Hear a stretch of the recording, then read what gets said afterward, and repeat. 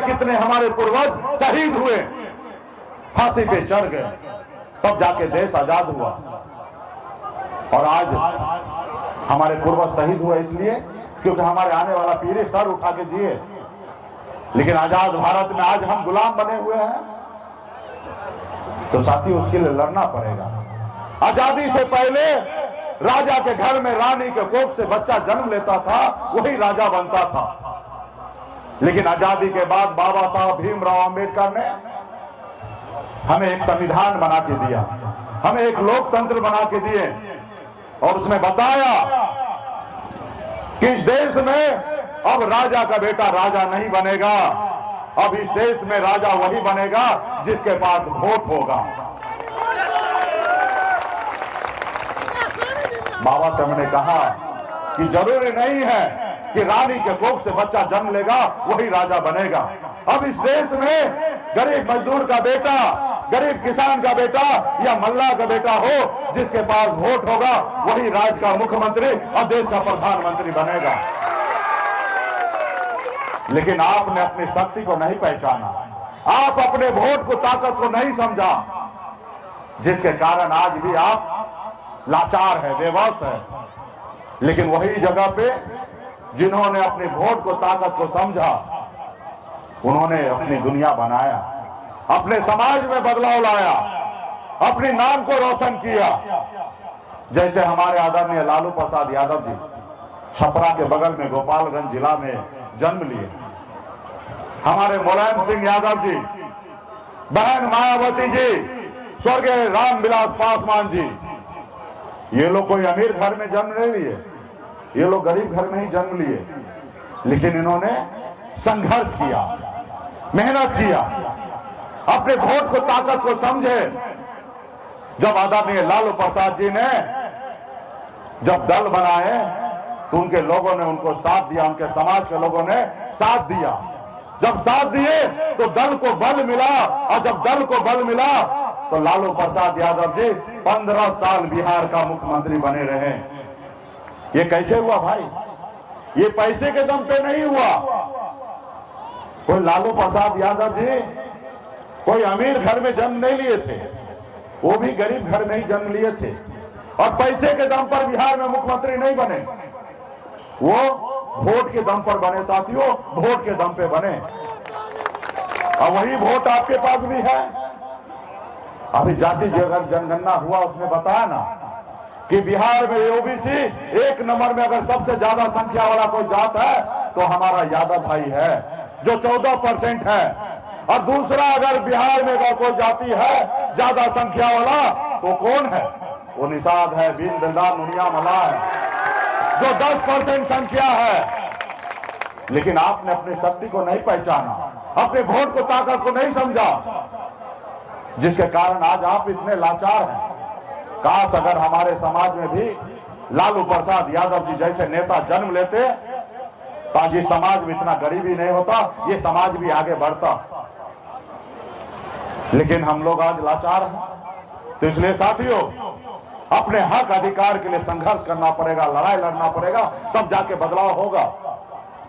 आपके पास वही शक्ति पावर है जैसे हनुमान जी के पास था, लेकिन हनुमान जी को पता नहीं था कि हमारे पास कितना शक्ति है।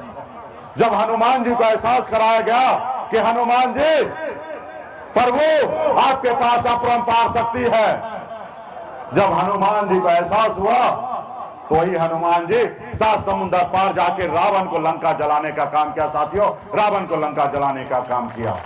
आज वही शक्ति पावर यूपी, बिहार, झारखंड में बीन बिल्दार नुनिया मला के पास है। अगर आप एकजुट हो जाइएगा तो पटना क्या, हम दिल्ली को कब्जा कर सकते हैं। साथियों, दिल्ली को कब्जा कर सकते हैं, ये हमारी ताकत है। लेकिन इसके लिए एकजुट होना पड़ेगा, इसके लिए संघर्ष करना पड़ेगा, आपस में भाईचारा बना के रखना पड़ेगा, एक दूसरे को मदद करना पड़ेगा, और अपने बच्चे को पढ़ा लिखा के काबिल बनाना पड़ेगा, ताकि वो पढ़े लिखे होंगे तो उसको पता होगा कि मेरा अधिकार क्या है। जब वो पढ़े लिखे नहीं होंगे तो उसको पता नहीं कि अधिकार क्या है। आज मुझे देखिए, मैं भी एक गरीब घर में ही जन्म लिया। पिताजी मछली मारते थे, दादाजी मछली मारते थे, जहां हजारों समस्या था वहीं पे मेरा जन्म हुआ। ऐसे घर में जन्म हुआ जहां 4 रोज अगर काम ना हो तो 5वें दिन घर पे खाना नहीं बनता। ऐसे घर में हमारा जन्म हुआ। लेकिन मैंने संघर्ष किया, लड़ाई लड़ा। 18 साल की उम्र में, जिस उम्र में बच्चे को अपने माँ बाप के साथ रहना होता है, उसी उम्र में गांव घर को, माँ बाप को छोड़कर बंबई जैसे शहर चला गया। वहां मेहनत किया, मजदूरी किया। मात्र 300 रुपया रोज पर मजदूरी करता था, 900 रुपया महीने पे नौकरी करता था। लेकिन संघर्ष के बदौलत मैंने अपने नसीब को बदला। संघर्ष के बदौलत मैंने बंबई जैसे शहर में कामयाबी का झंडा गाड़ा। एक बेहतर जिंदगी जीने लगा, एक ऐशोआराम की जिंदगी जीने लगा, महलों में रहने लगा और बड़े गाड़ी में घूमने लगा। ऐसी जिंदगी मैंने जीने लगा। फिर मैंने देखा कि मैं तो बहुत आगे निकल गया हूं, लेकिन हमारे लोग, अपने लोग बहुत पीछे रह गया। लोग चांद पे घर बनाने के लिए सोच रहिएगा, मल्ला को देखिएगा, पासवान को देखिएगा, तो 95% लोग गरीब है, सिर्फ 5% अमीर है। ऐसा क्यों हुआ? सब तो एक ही तरीके से बढ़ा। आप इतना पीछे रह गए, वो इतना आगे कैसे निकल गया? जब वो आगे ऐसे निकला, उसका कारण ये दो ही है। एक तो वो अपने बच्चे को पढ़ाया लिखाया, और दूसरा अपने वोट को, ताकत को समझा और एकजुट रहा, एक दूसरे को मदद किया, जिसके कारण आज वो इतना आगे निकल गया है। तो इसलिए साथियों, समझना पड़ेगा। आज देखिए ना, मोदी जी का सरकार आया, हमको लगा पिछड़ा का बेटा है, देश का प्रधानमंत्री बन रहा, हमारा भला होगा। लेकिन उसमें, उसके पर्दे के पीछे आरएसएस है। सरकार बनाए हम, प्रधानमंत्री बनाए हम, लेकिन 10% आरक्षण हमारे स्वर्ण जाति को दे दिया। हम उसका विरोध नहीं करते हैं। हम मानते हैं कि ऊंचे जाति में जो गरीब है उसको सरकार मदद करे, लेकिन तरीका से करे ना। आप एक तरफ कहते हैं 5 लाख कमाओगे तो इनकम टैक्स भरना पड़ेगा, और एक तरफ 8 लाख वाले को बोलते हो आपका गरीब है। एक तरफ मनरेगा में निषाद का बेटा काम करता, उसको 300 रुपया मजदूरी देते हो, यानी कि 10,000 का महीना भी नहीं होता है, साल का 1,20,000 भी नहीं होता है। और एक तरफ दूसरे को 8 लाख कमाने वाले को गरीब मानते हो, यानी कि 2300 रुपया कमाने वाले को गरीब मानते हो। आप बताइए, अगर 2300 वाला अगर गरीब है तो निषाद का बेटा या दलित का बेटा मनरेगा में काम करता है तो उसको 300 क्यों देते? उसको भी 2300 रुपया दो, तब हम मानेंगे एक तरीका तुम्हारा नजरिया है। लेकिन आप ऐसा नहीं करेंगे। तो इसलिए साथियों, एक तरफ आपने देखा 63% ओबीसी है, आप उनको 27% आरक्षण दे रहे हो, और एक तरफ 10% है, उनको आपने 10% आरक्षण दे दिया। ये कहां का न्याय है भाई? एक तरफ 10 आदमी को खाने के लिए 5 रोटी, और एक तरफ 10 लोगों को खाने के लिए 20 रोटी। ये कैसे होगा? और ये सब कैसे हुआ? ये भाजपा सरकार में आया, आरएसएस ने उनको लाया और उसने अपने लोगों के लिए काम कर दिया। कल आपका बेटा के पास अगर 10 को सांसद होगा दिल्ली में, तो बोलेंगे मोदी जी या जो भी सरकार होगा उसको कहेंगे हमारा भी काम सुनिए, अगर नहीं कीजिएगा तो सरकार गिरा देंगे। 2 मिनट में आपका आरक्षण होगा। लेकिन वहां पे पहुंचने के लिए वोट गिराना पड़ेगा, बूथ पे लड़ाई लड़ना पड़ेगा, 2 मिनट में बदलाव आएगा। तो इसलिए साथियों, आने वाला समय में बड़ी लड़ाई है, आपको एकजुट रहना है। तो क्या आप लोग लड़ाई लड़ने के लिए तैयार हैं? चलिए, बहुत बहुत धन्यवाद। जब अगर आप लड़ाई लड़ने के लिए तैयार हैं तो संकल्प लेना पड़ेगा। क्या आप संकल्प लेने के लिए तैयार हैं? चलिए, बहुत बहुत धन्यवाद। इस बार तो हम ऐसा दबाव बनाए हैं ना, आपने जैसे देखा होगा कोरोना काल में देश के डॉक्टर ने एक वैक्सीन बनाया था देश के लोगों को सुरक्षित करने के लिए। इस बार हम भी एक वैक्सीन बनाए हैं। यूपी, बिहार, झारखंड में निषाद का बेटा सुरक्षित हो, उसके लिए एक वैक्सीन बनाए हैं। वो वैक्सीन का क्या नाम है मालूम है? उस वैक्सीन का नाम है गंगा जल। जब आप गंगा जल लेके संकल्प लीजिएगा तो दिल्ली वाला मान लेगा कि अब निषाद का वोट बिकेगा नहीं, निषाद का बेटा आगे बढ़ेगा। क्योंकि उनको गलतफहमी है, उनको लगता है निषाद का बेटा कितना भी लड़े, जब चुनाव का समय आएगा तो 200 रुपया देंगे, वोट खरीद लेंगे। तो आपको संकल्प लेना पड़ेगा, जैसे दशरथ मांझी ने संकल्प लिया था कि जब तक तोड़ेंगे नहीं तब तक छोड़ेंगे नहीं। वैसे आपको संकल्प लेना पड़ेगा कि हम 1 रोटी कम खाएंगे लेकिन अपने बच्चे को पढ़ाएंगे लिखाएंगे। आपको संकल्प लेना पड़ेगा। हर हाल में समाज के हक अधिकार के लिए हम समाज के साथ खड़ा रहेंगे, अपने नेता अपने दल के साथ रहेंगे। और जब आप संकल्प ले लीजिएगा तो दिल्ली वाले का गलतफहमी दूर हो जाएगा। आप वैक्सीन लगाइएगा यहाँ पे और खुद से हिलेगा मोदी जी का दिल्ली में। जब दिल्ली में खुद से हिलेगा ना तो डरेंगे घबराएंगे, और जब डरेंगे घबराएंगे तो जल्दी निषाद का बेटा का आरक्षण करेंगे, और जब आरक्षण होगा तो निषाद का बेटा भी कलेक्टर होगा। साथियों, कलेक्टर होगा। तो इसलिए तो तुम सभी यहाँ पे जितने भी माता बहन हैं, जो भी निषाद का बेटा है, अपने बच्चे का भविष्य बेहतर देखना चाहते हैं, सभी लोग संकल्प लीजिए। सभी लोग निकालिए वैक्सीन को, सभी लोग निकालिए वैक्सीन को। वो गंगा जल का बोतल को निकालिए माता बहन, सभी लोग जितने भी लोग यहाँ पे हैं सभी लोग निकालिए। भाई आप नहीं लिए हैं, अगल बगल से लीजिए, अगल बगल में एक दूसरे को दीजिए। अब इसको ढक्कन को खोलिए, ढक्कन को खोलिए और हाथ में लीजिए, और हाथ को ऐसे ऊंचा कीजिए ताकि ये वीडियो कैमरा में हाथ जाए। अगल बगल से ले लीजिए जिसके पास नहीं है, एक दूसरे को मदद करके दो भाई। संकल्प लीजिए और हाथ को ऐसे कीजिए ताकि वीडियो बना के मोदी जी को भेजेंगे। सब ले लिए, और नेता लोग को भी दे दिए। हाँ, क्योंकि चुनाव में नेता लोग पहले बदल जाता है। सब लोगों को ले लिए और संकल्प पढ़िए। मैं बाबा केवल महाराज, भगवान वेद व्यास, प्रभु श्री राम, भगवान गौराज निषाद, बाबा अमर सिंह, बाबा काशी, बाबा जय सिंह महाराज, बाबा कारिक महाराज, बाबा कोयला, माता कमला, अमर शाही जुब्बा सैनी, वीरांगना फूलन देवी और अपने पूर्वज को साक्षी मानकर हाथ में गंगा जल लेकर संकल्प करता हूं कि अपने समाज और अपने आने वाला पीढ़ी के लिए हर परिस्थिति में संघर्ष करूंगा और अपनी विकास इंसान पार्टी के साथ रहूंगा। पार्टी जो निर्णय लेगी हम उस निर्णय के साथ रहेंगे। हम संकल्प लेते हैं एक रोटी कम खाएंगे लेकिन अपने बच्चे को पढ़ाएंगे लिखाएंगे। हम संकल्प लेते हैं एक एक निषाद के घर पे जाएंगे, सभी को संकल्प करवाएंगे। जय निषाद राज, जय वीआईपी, जय बिहार। चलिए, बहुत बहुत धन्यवाद के लिए। पिछले 10 साल से लड़ाई लड़ रहा हूं, पिछले 10 साल से मेहनत कर रहा हूं,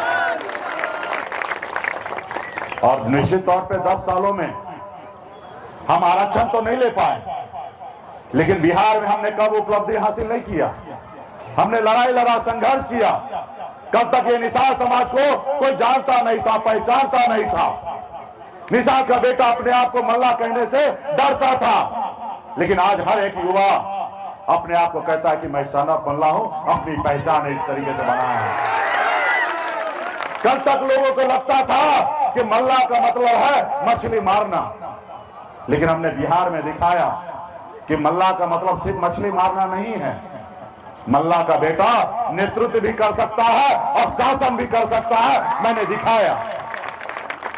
कल तक एक निषाद का बेटा को एक टिकट लेने के लिए दूसरे पार्टी के दरवाजे पे जा जाके अपनी चप्पल खींच देता था, एक टिकट नसीब नहीं होता था। लेकिन आज बिहार में निषाद का बेटा, मल्ला का बेटा टिकट मांगता नहीं है, टिकट बांटता है। ये हमने पहचान बनाया है। आपने देखा ना 2024 में पहली बार आजाद भारत में, हिंदुस्तान में एक निषाद के बेटा ने 4 विधायक बनाया और अपने दम पर बिहार में मंत्री बना, किसी के मेहरबानी से नहीं बना। और उसके बाद सरकार का चाबी मेरे जेब में था। अगर हम चाहते तो बिहार में तेजस्वी को भी बिहार का मुख्यमंत्री बना सकते थे, ये हमारे पास ताकत था। लेकिन हमने ईमानदारी के दम पर नीतीश कुमार जी को बिहार का मुख्यमंत्री बनाया। आप यूं कह दीजिए कि आजाद भारत में पहली बार एक निषाद मल्ला का बेटा, बिन दिलदार नुनिया मल्ला का बेटा एक बिहार में मुख्यमंत्री बनाने का काम किया। ये हमारी ताकत है साथियों, ये ताकत है। हमने बदलाव करके दिखाया, ये हमारी ताकत है साथियों। और ये कैसे हुआ? ये ऐसे हुआ जब हमने लड़ाई लड़ने के लिए मैदान में उतरा तो आपने हमें अपना भाई माना, आपने हमें अपना बेटा माना, आपने हमें अपना नेता माना और आपने कहा कि सन ऑफ मल्ला आप आगे बढ़ो, हम आपके साथ हैं। तब जाके ऐसी परिवर्तन हुआ। नहीं तो ऐसा थोड़े कि हमसे ये लोग डरेंगे, हमारा कोई शरीर बहुत मोटा तगड़ा है जो हम दूसरे को पटक दे, या कोई शाहरुख खान के जैसे दिखे इसलिए लोग हमसे खुश हो जाए। नहीं, वो हमसे डरते हैं इसलिए क्योंकि आप हमारे साथ है, इसलिए वो डरते हैं।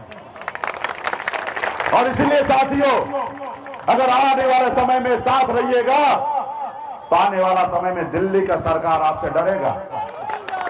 आज वो घबराने लगा, डरने लगा, परेशान हो गया कि बिहार में निषाद का बेटा जग चुका है। जब से हमने संकल्प यात्रा निकाला है तब से दिल्ली का कुर्सी ऐसे ऐसे हिलने लगा है।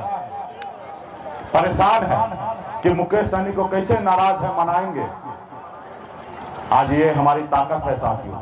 आज हमने एक नारा देके निकला, सर पे कफन लेके निकला है कि आरक्षण नहीं तो गठबंधन नहीं, गठबंधन नहीं तो वोट नहीं, अब वोट नहीं तो दिल्ली का सरकार नहीं। ये हमारा नारा है। जो हमारी सुनेगा हम उनकी सुनेंगे, जो हमारी नहीं सुनेगा हम भी उनकी नहीं सुनेंगे।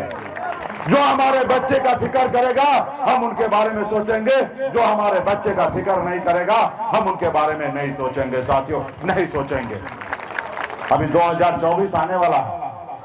एक तरफ मोदी जी को प्रधानमंत्री बनना है और एक तरफ राहुल गांधी जी को प्रधानमंत्री बनना है। और ना ही आपको बनना है, ना ही हमको बनना है। हमें तो सिर्फ आरक्षण चाहिए। एक हाथ से आरक्षण दो और दूसरे हाथ से वोट लो। आरक्षण नहीं तो कोई समझौता नहीं होगा आपसे। इसलिए साथियों, इसके लिए संगठित होना पड़ेगा, लड़ाई लड़ना पड़ेगा। लड़ाई लड़ने में दो ही परिणाम होता है साथियों, हार या जीत। लेकिन घर पे बैठने से एक ही परिणाम होता है, वो है हार। और घर से बाहर निकलिएगा तो दो परिणाम होगा, हार या जीत। और ये दुश्मन जो है ना, वो बहुत चालाक है, बहुत चतुर चालाक है। वो नहीं चाहता है कि गरीब पिछड़ा मल्ला का बेटा, बिंद बिंदा नुनिया मल्ला का बेटा सर उठा के जिए। वो चाहता है कि आपको हमेशा गुलाम बना के रखे, ताकि उसके खेत में काम करते रहे, उसके लिए मजदूरी करते रहे। वो नहीं चाहता कि आज निषाद का बेटा कलेक्टर बने। आपने देखा ना कितना मेहनत करके, कितना परिश्रम करके, खून पसीना बहा के बिहार में हमने 4 विधायक बना, मंत्री बना, अपने लोगों के लिए काम कर रहा था। लेकिन उन्होंने देखा कि एक निषाद मल्ला का बेटा बॉम्बे से आया, कुछ नहीं था, जीरो था, आज हीरो हो गया, 4 विधायक बना लिया। ये सोया हुआ समाज को जगा दिया है और ये 4 से 40 बनाएगा। और एक समय में ये निषाद समाज सोया हुआ शेर है, जिस रोज जब जाएगा उस रोज अकेले लालू प्रसाद यादव जी के जैसे बिहार में मुख्यमंत्री बन जाएगा। और जब मुख्यमंत्री बन जाएगा तो किस समाज पे राज करोगे? अगर इस समाज पे अगर राज करना है तो पहले इस समाज का नेता को दबाओ, उसको खत्म करो, उसकी आवाज को बंद करो। और वही षड्यंत्र के तहत उन्होंने हमारा आवाज को बंद करने का निर्णय लिया। इसलिए वो हमारे विधायक को खरीद लिया, हमको सरकार से बाहर कर दिया। क्योंकि ये समाज जब मुकेश सहनी बैठ जाएंगे तो ये समाज भी बैठ जाएगा। लेकिन उनको ये नहीं पता कि जिसको चाहने के लिए लाखों निषाद का माता बहन भाई अगर खड़ा हो तो उसका दुनिया का कोई ताकत नहीं है कि हमको झुका सकता है, डरा सकता है। इसलिए साथियों, उसको मुझसे तकलीफ नहीं है, उसको आपसे तकलीफ है, क्योंकि वो आपको गुलाम बनाना चाहता है। साथियों, ये निषाद आरक्षण संकल्प यात्रा है।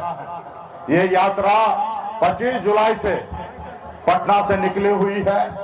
ये यात्रा 101 दिन का यात्रा है और ये यात्रा यूपी, बिहार, झारखंड 80 जिला हम लोग जा रहे हैं और तकरीबन 80-85 दिन हो चुका है। ये संकल्प यात्रा में अपने समाज के बीच में जा रहे हैं, उनके हक अधिकार की बात करते हैं। साथियों, ये यात्रा आने वाला समय में निषाद, बिंद बेलदार, नुनिया मला, चाहे तियर बन पर निषाद के सभी कूड़ी, सभी उपजाति को हक अधिकार दिलाने के लिए यात्रा निकाला हुआ है। साथियों, तो ये यात्रा के द्वारा आपके बीच में आए हैं और कुछ संदेश लेके आए हैं। अगर इस आजाद भारत में अगर सर उठा के जीना है, मान सम्मान के साथ जीना है, आप अगर चाहते हैं कि आपके बच्चे अच्छी जिंदगी जिए, तो उसके लिए दो काम करना पड़ेगा। अगर आप चाहते हैं कि आपके बच्चे अच्छी जिंदगी जिए, आप अच्छी जिंदगी जिए, तो इसके लिए दो काम करना पड़ेगा। वो दो काम क्या है? एक, आप एक रोटी कम खाइए, लेकिन अपने बच्चे को पढ़ाइए, लिखाइए, काबिल बनाइए। जब तक आपका समाज शिक्षित नहीं होगा, तब तक ये समाज आगे नहीं बढ़ेगा। इसलिए अपने बच्चे को पढ़ाइए, लिखाइए, जो भी मजबूरी है उसको झेलिए, लेकिन बच्चे को पढ़ाइए, लिखाइए।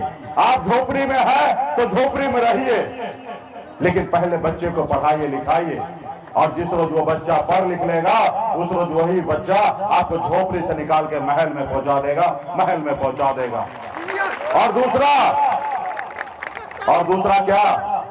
अपने अधिकार के लिए संघर्ष कीजिए, अपने हक अधिकार के लिए लड़ाई लड़िए। जब तक आप अपने हक अधिकार के लिए लड़ाई नहीं लड़िएगा, इस आजाद भारत में कोई आपका सुनने वाला नहीं है, कोई सुनने वाला नहीं है। इसके लिए संघर्ष करना पड़ेगा, लड़ाई लड़ना पड़ेगा।